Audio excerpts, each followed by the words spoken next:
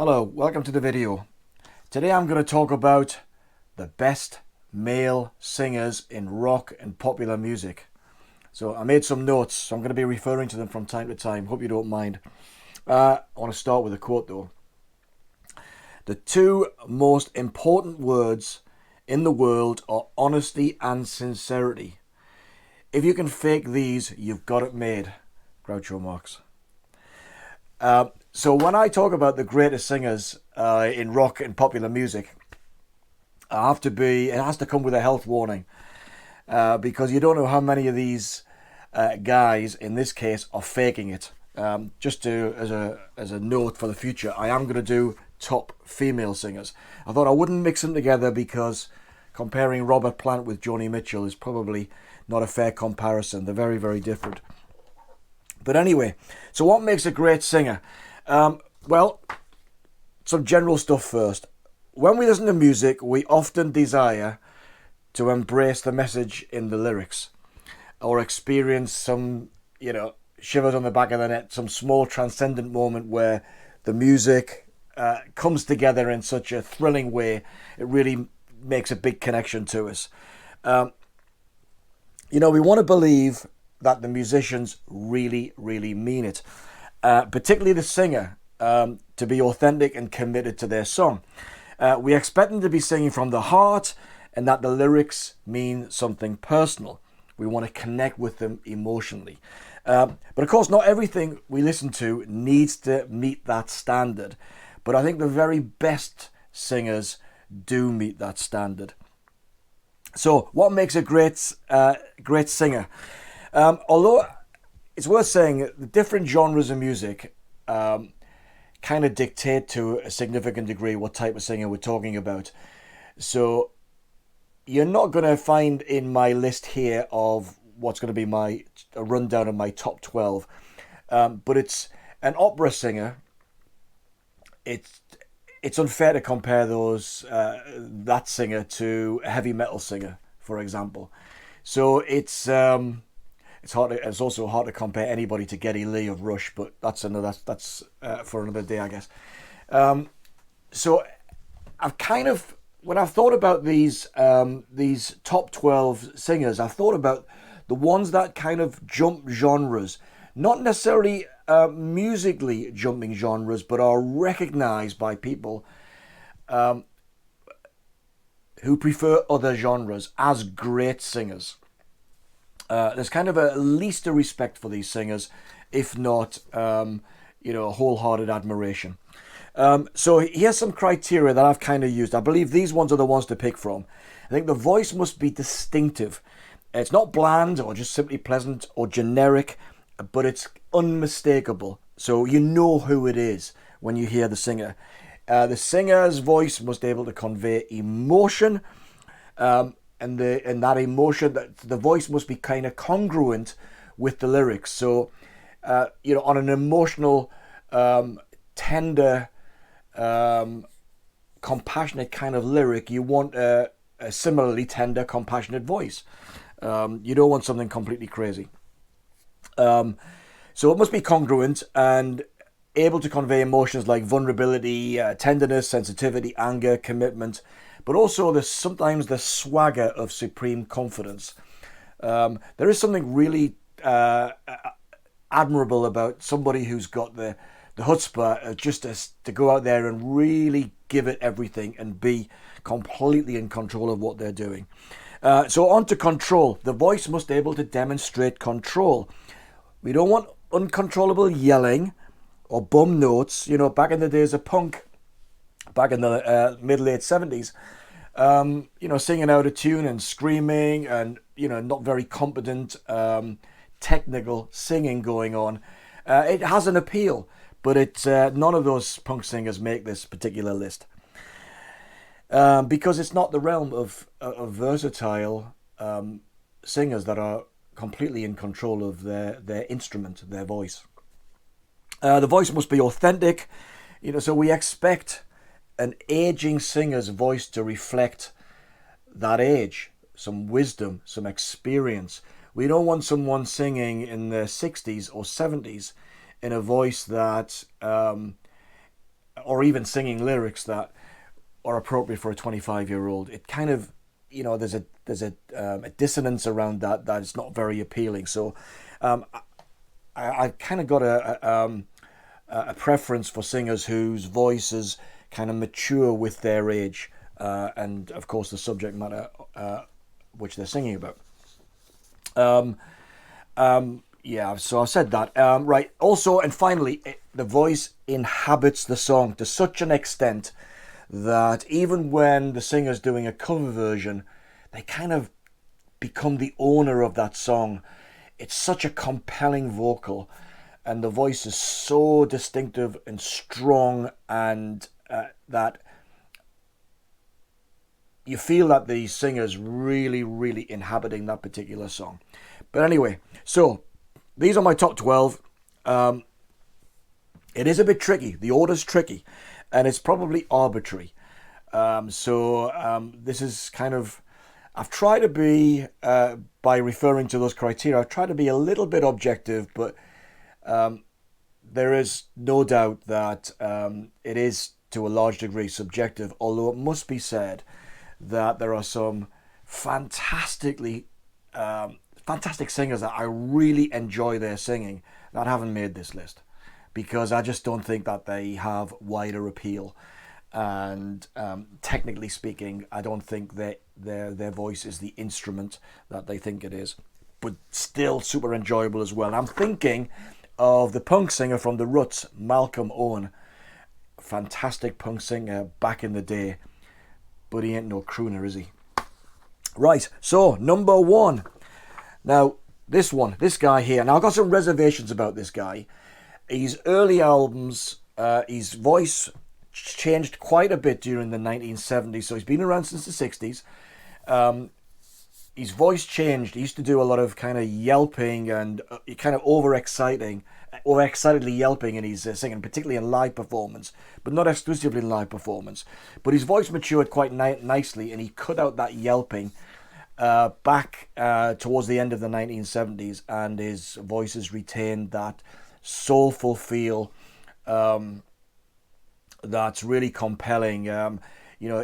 If someone inhabits a song, if someone's got a voice that's completely distinctive, and if someone has got a voice at the age of 77 that's still incredibly strong, it's this guy, Van Morrison. Van Morrison. This is not his best album, by the way. There's a bunch of Great American Songbook songs. Well, look at all that, my goodness. Nice cover. So, Versatile by Van Morrison. What else? Prolific songwriter. So there is something about that emotional connection, that connectedness to the lyric that really Van Morrison has nailed. It's really, really good. He's created an absolutely astonishing body of work. 40 odd albums or something like that. It's just incredible. So that's number 12. Number 11 is one of the most famous soul singers in history, Otis Redding. Now, Otis Redding, huge influence on many, many soul singers and non-soul singers. So Peter Gabriel cites him as a great influence. Now, he died at age 26, I think. Was it a plane crash? I think it was a plane crash. I should know. But he's not kind of a soul singer in the style of, say, Marvin Gaye, who's got a much smoother voice. And he was really an energetic, gritty powerhouse. I never saw him because I was just a kid when he was around. But this album here, Live in Europe, is just dynamite, absolutely fantastic. So it's just full of, as I say, powerhouse energy here. Respect, I Can't Turn You Loose. Then the ballad, I've Been Loving You Too Long. My Girl, Shake is another big up-tempo number. Great version of the Stones' Satisfaction as well. And the Beatles' Day Tripper and Try Little Tenderness closes the album. But that's a great high energy album. Now, he died, he I think posthumously, after he died, the record company released the single Dock of the Bay. And it was kind of a bit of a hint as to what he was going for. he might have gone for in the 1970s had he survived. It's kind of more mellow. It's not such a gritty, dynamic sound to his voice. It's kind of more, as I say, more mellow. So we'll never know what he was like. But he kind of signed off with Dog of the Bay, and it was a real hint of what might have been, really. So it's sad that he's gone, but he's left an astonishing collection of great songs. Number 10. This one's not an obvious choice, but Leonard Cohen. Leonard Cohen. Why would I pick Leonard Cohen? So, a few things to think about here. His voice simply got better and better and better with age. To the point where his voice at the end had kind of the resonance and depth of kind of a god issuing instructions from on high.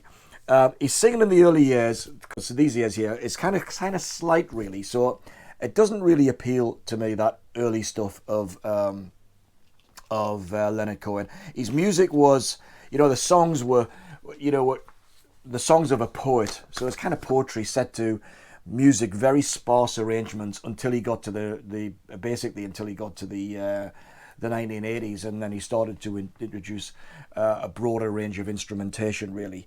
But his voice in his early years was kind of full of yearning, and it was like he was reaching for notes and he couldn't quite get them. So and because of that, he kind of was a lot restrained, really. But his later period albums, so all the way through his 70s and much of the 80s, I thought his voice wasn't particularly remarkable. But some of his later albums, like this one, 10 New Songs, you can see and hear his voice maturing very, very nicely. That really deep voice. And his last album before he died, he recorded before he died. Now there's another one that came along that was put together by his son and a number of other musicians. But this one here, You Want It Darker, released in 2016 before he died, I think. The title track is just epic. His voice is so rich.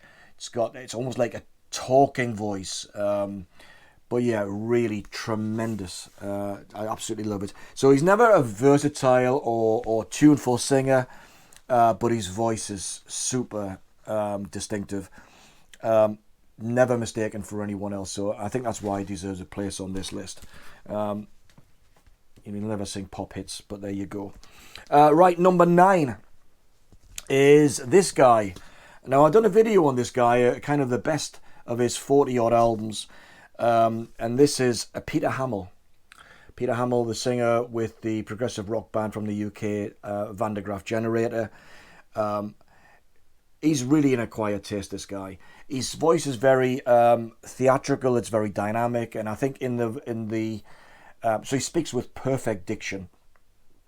And I said in my video, particularly on Peter Hamill, is that his voice has the capability, or the way he sings, he makes a decision to go from a whisper to a scream, or a scream to a whisper, in the space of one line of a song, which kind of makes him kind of hard to listen to unless you really are persistent and patient to try and get into what he's singing about, and it's worth the effort. It's worth the investment, because this guy is the cleverest lyricist around, bar none in my book, in popular music. Just tremendous. And he's also, even though he's got this wide dynamic range in his voice, he can be very, very tender as well. And there's a track on this album, and close as this, which is Asleep Now, which again I talked about in the other video, is where it's a song to his sleeping daughter. It's absolutely beautiful. It's incredible. So anyway, Peter Hamill, an acquired taste. If anybody is curious at all about Peter Hamill, then what I'd suggest you do is have a look at that video that I put out a few months ago. It'll give you some pointers as to where to start, because if you don't know where to start, you could easily end up in the deep end and never get out.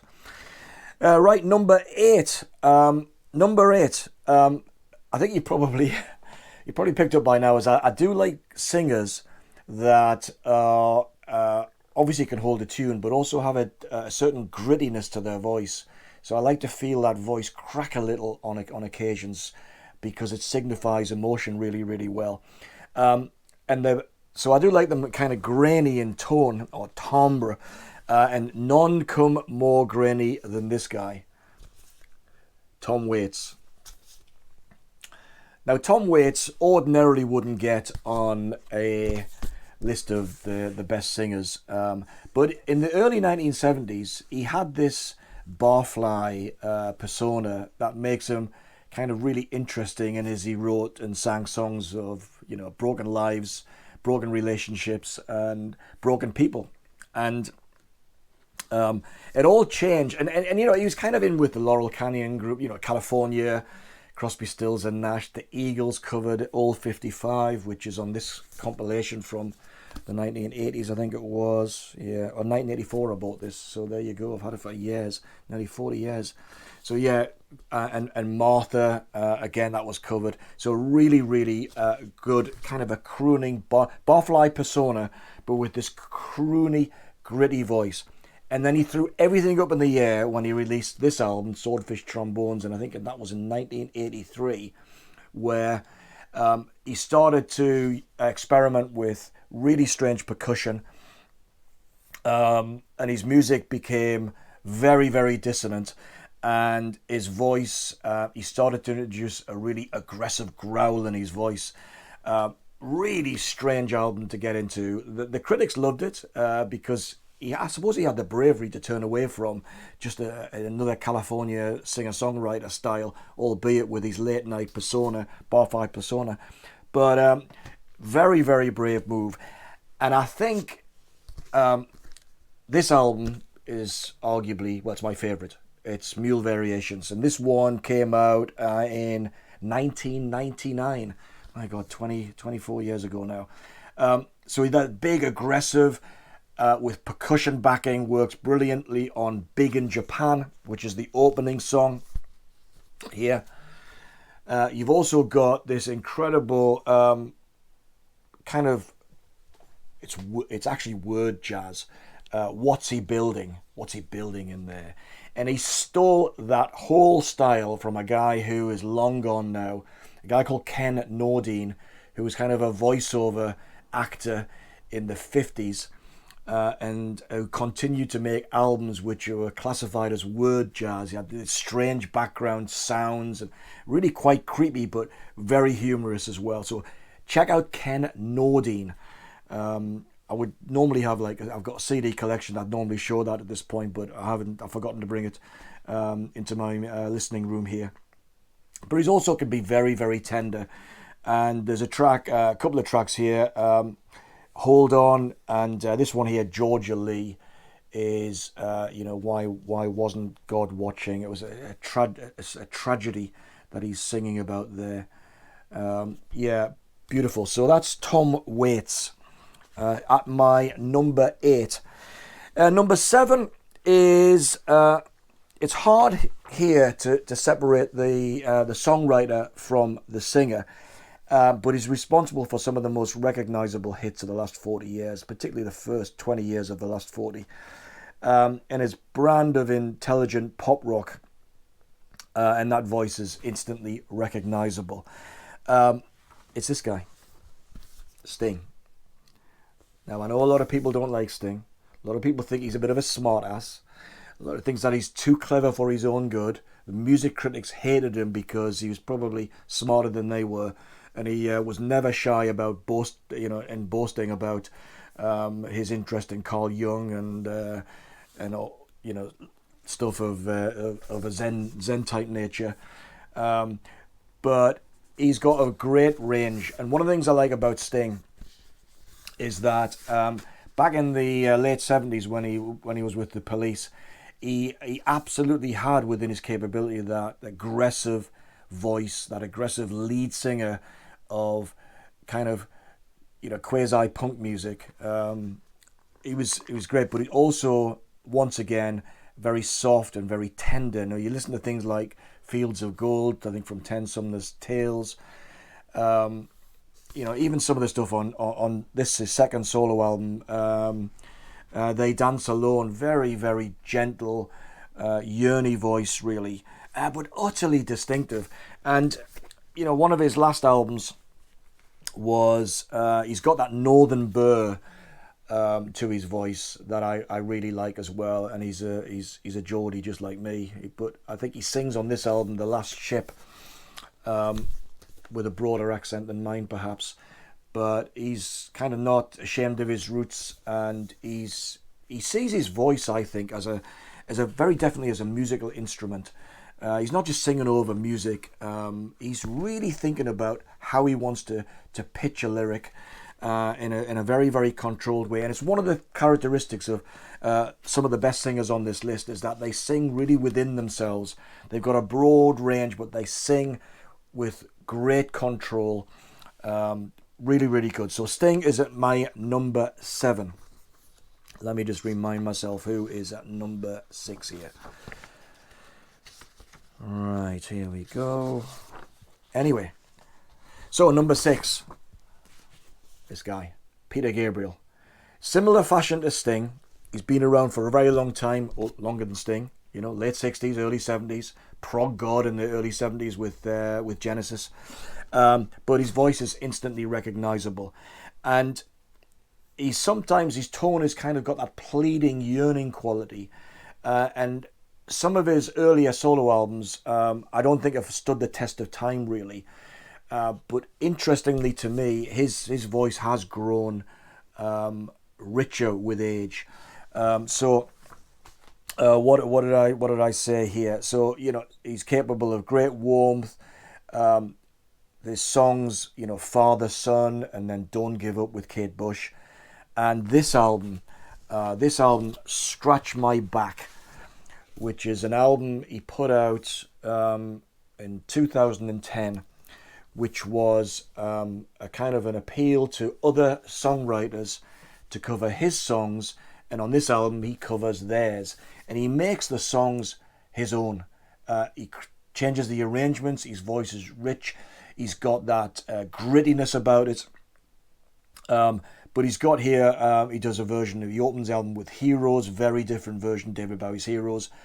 Paul Simon's The Boy in the Bubble is good as well.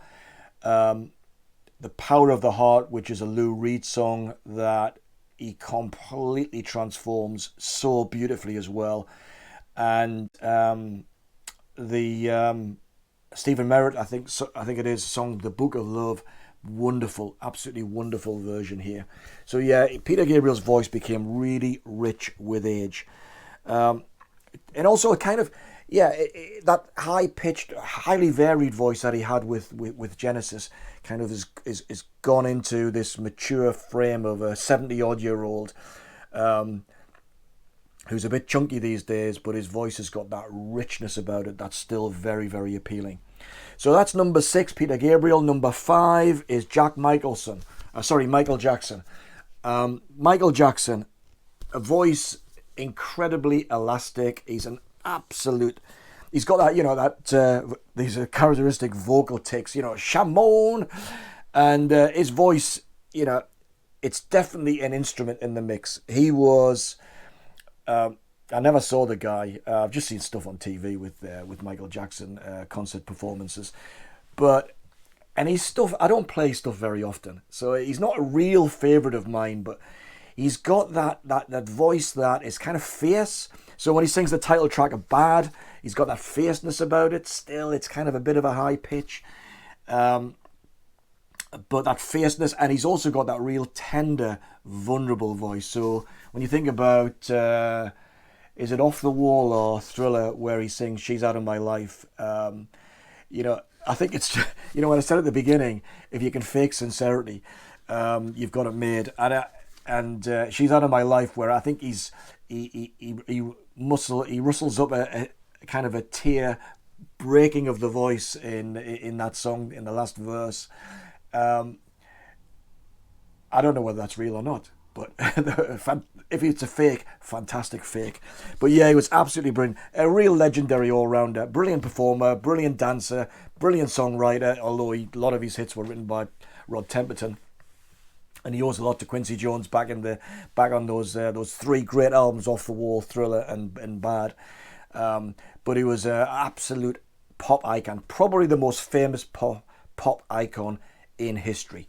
But incredible singer. Right, that's number 5. Number 4 is another icon, for different reasons, maybe. This one, Freddie Mercury. So that's Freddie down there. In fact, I don't know why I'm showing you this, because everybody knows who Freddie Mercury was. Well, what do we got? What did I think about Freddie Mercury? Well, huge star. I bought on release, I think it was, or very soon after release, I bought Keep Yourself Alive and then The Seven Seas of Rye. Those are early singles from Queen 1 and Queen 2. And that rocky period is really, really good. And they ended up producing A Night at the Opera, which is an absolute classic album. Followed it with A Day at the Races and a few others which I won't mention here. But their career was, I wouldn't say it was on the slide, but it definitely plateaued until Live Aid came along, and then they were parachuted into everyone's living room who was watching that day, and they had that great resurgence and became one of the biggest bands on the planet. Big character, dominated the stage with a voice, wide range, and in my judgment, total control, always singing within himself.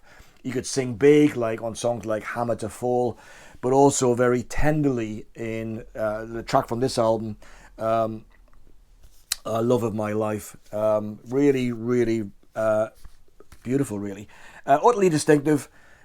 His singing was dramatic. He was dramatic. Very committed as well. He had a real swagger and a fearlessness, an apparent fearlessness. Now, I haven't read anything about Freddie Mercury and what was going on, because we all carry demons and we don't know quite what was going on, or at least I don't. But he came across with a real swagger on stage. Absolutely tremendous character. So I do prefer that early 70s rock stuff, and I kind of tuned out after Night at the Opera. But I did buy some of the 12-inch singles of the early 80s, I Want to Break Free and Radio Gaga and stuff like that, and One Vision and so on. But yeah, really good. So Freddie is at number 4. Number 3, Sam Cooke. Taught Rod Stewart everything he knew. What do we got here? Well, another one who died really young. I think he was shot by another man's by the husband of somebody who he was playing naughty with. He's a brilliant songwriter. So this is just a kind of a bit of a collection here that was released fairly recently. I think 2001. Ain't That Good News? A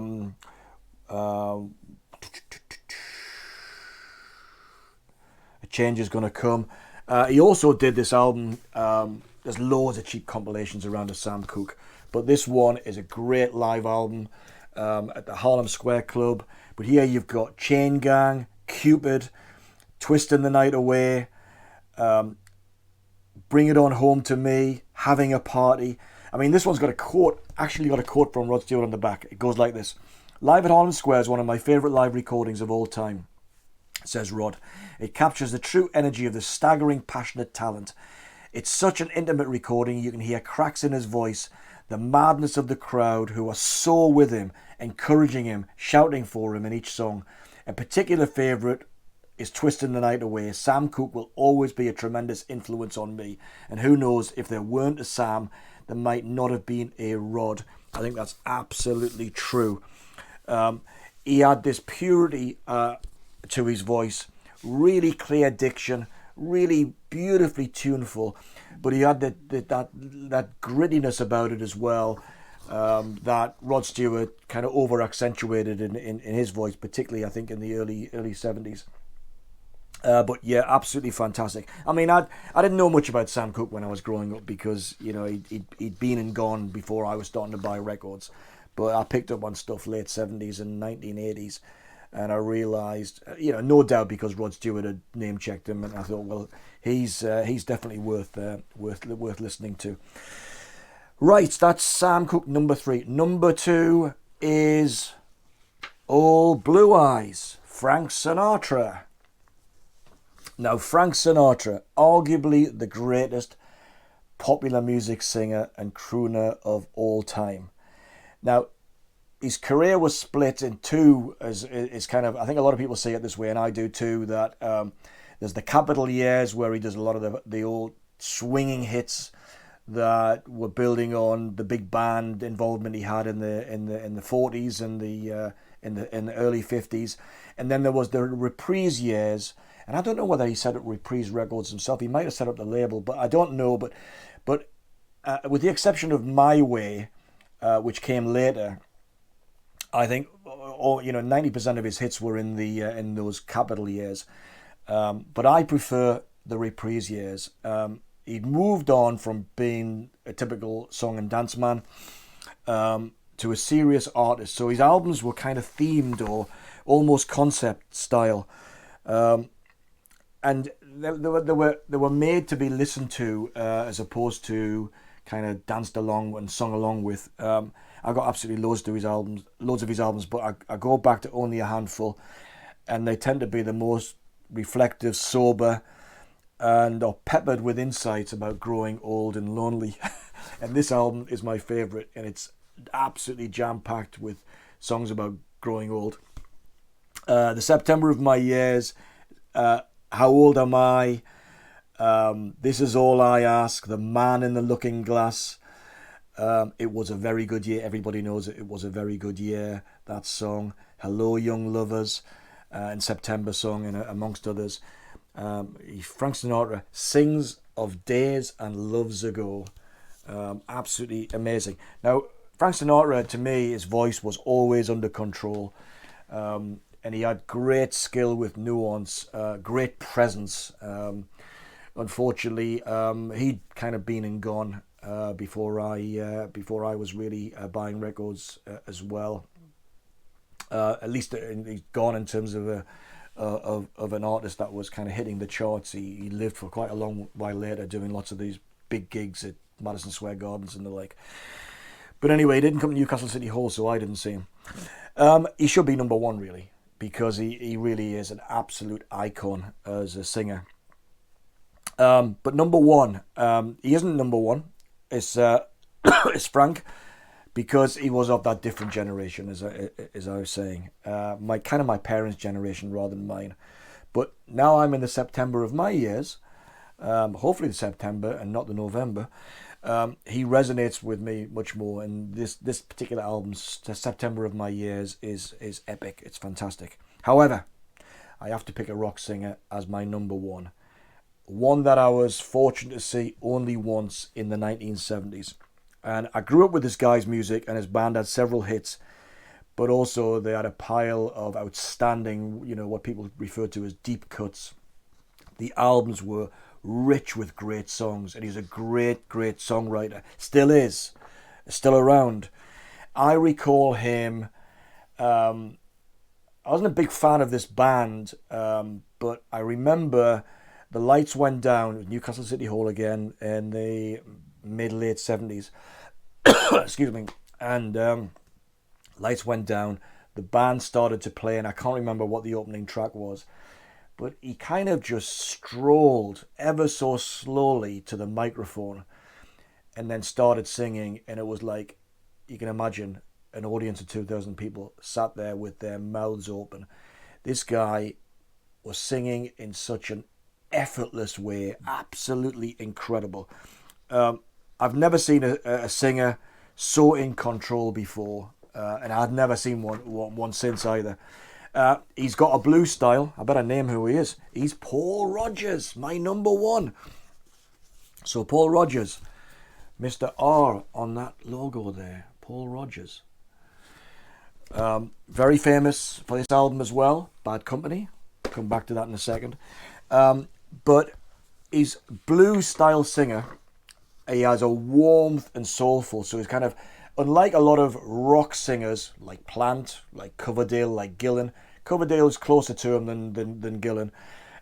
He had a real soulfulness to his voice, that, as I said, is delivered effortlessly and with supreme confidence, and that word again, swagger. He's probably one of the singers, young teenagers at the time, like me, who wanted to be.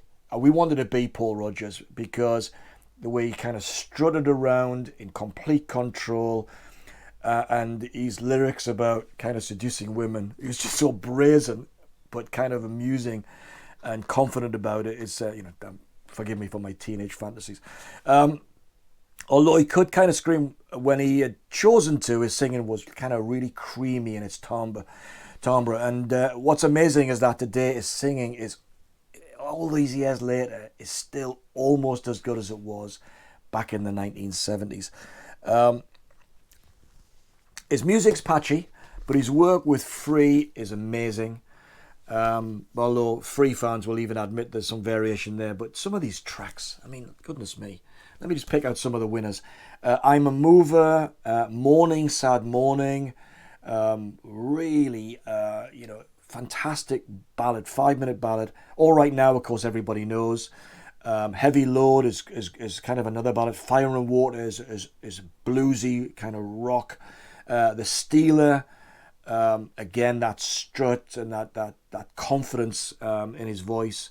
Mr. Big, great. My Brother Jake, Little Bit of Love. That's a double album. This is the Canadian one.